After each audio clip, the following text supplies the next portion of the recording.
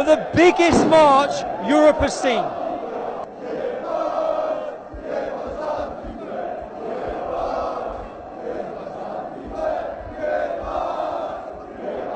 Islam, you've got no chance in Poland. I'm leading the Antifa march in Poland.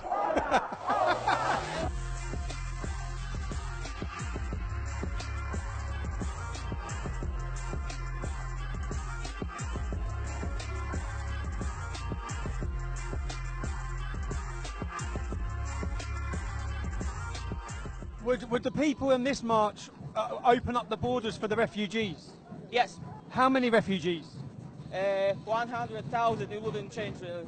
As 5 refugees have committed acts of terror in Europe in the last year, how, if you welcomed 100,000, how would you tell who's a terrorist and who's not? Yeah. I'll say you're looking at 3,000, 4,000 people here. There's a lot of Polish flags. Would you like Poland to open its borders for refugees? Yes, of course. I think it's not what I would like, but what we have to do, because it is our responsibility. We started the war, we supported the war in Iraq and Afghanistan. We live of exploitation of the third world, and we owe these people some respect when they are fleeing wars that we started. If 5 million Muslims wanted to come in as refugees tomorrow, you'd welcome them? Yes, I would. 10 million? I think there is no limit. I think we should all, as a humanity, we are all brothers and sisters, and we should share this planet equally. Hey, let's talk. Fuck off this march, right? I'm the organizer. Fuck, get the fuck out. Oh my God. Here we have lots of funnily dressed people who are getting... Where's your diversity? Where is your diversity? You're all white. All I see is white men. This is the biggest patriotic march Europe's seen. And when you hear and spend your time talking and listening about their history and about their struggle for their identity and struggle for their country, you understand why they're so keen to show who they are. And I find it fascinating, even the hairs on the back of my neck are standing up now, knowing that their country come out like this, their people come out like this. This is, what you witness here is what comes when a country has pride in who they are. They know who they are.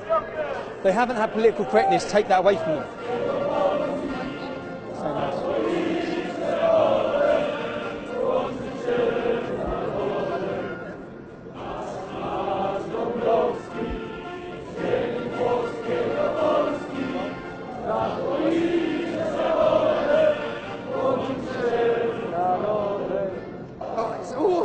Oh man, it's great, isn't it? You've seen the previous march, now you've seen this march. You tell me who the good guys are. Hey, who's the calm guys? Who's respectful? What do you see? Families, children, people bring their families to celebrate their identity. Absolutely brilliant. If we show our flag, people call us racist. Yeah. For showing our flag. We don't think. I don't think about us and the people. They are racist. For many years, we was. They teach us that, you know, if you are Polish, you are bad and bad, ugly and stupid. Yeah. So I am very proud that Polish people are proud now. And you see, it's going to be perfectly peaceful, huh? So nobody expects any troublemakers here. You know what, old-fashioned British, they are totally different than the youngsters are, if you know what I mean. No. You know, I think the youngsters, they are lost. Here, I feel like I'm at home, you know what I mean. That's my culture, that's my parents, that's my grandparents, grandparents, etc., etc., if you know what I mean. You're from Great Britain, I'm from Germany, and we are screwed. The people don't wake up. What can we do to make them be aware of the danger they are in? And when you hear their history, it's fascinating. You know the Battle of the Gates of Vienna, you know Europe would have been taken over if it wasn't for Polish fighters. If it wasn't for the Polish in 1683, the Battle of Britain would not be won if it was not for the Polish. The Polish have a history of fighting. And now, hundreds of thousands are marching every year. This has become the day where Poland celebrates who they are. They celebrate their country, and I'm so glad I'm here to join them. I get hairs on the back of my neck standing up to see the pride they have in who they are. It's brilliant. What you had is Antifa trying to stop this march of pride. So football groups from across the country come together. This is one football team. This is one football team. It's brilliant. Come on, boys.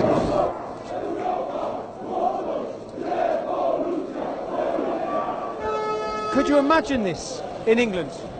Could you imagine this in Germany? They understand, look, and the whole place is chanting. You have the Trojan horse with the refugee with a bomb on him. No refugees, and the Polish man fighting back, and the slogan along the bottom, Europe, wake up. What will it take? We've had 4 bombings in England in 4 months, and still our country sleeps. They've had no bombings in their country. Look how awake they are. Look at the country. They're all up. They know what's happening. Our country, we're getting bombed every month. Europe, France, Germany, wake up. Your people need to wake up. I have just got back from, let's make sure that's the right way around, so I don't look at our knob, Polska. Unbelievable trip to see. I went to Poland.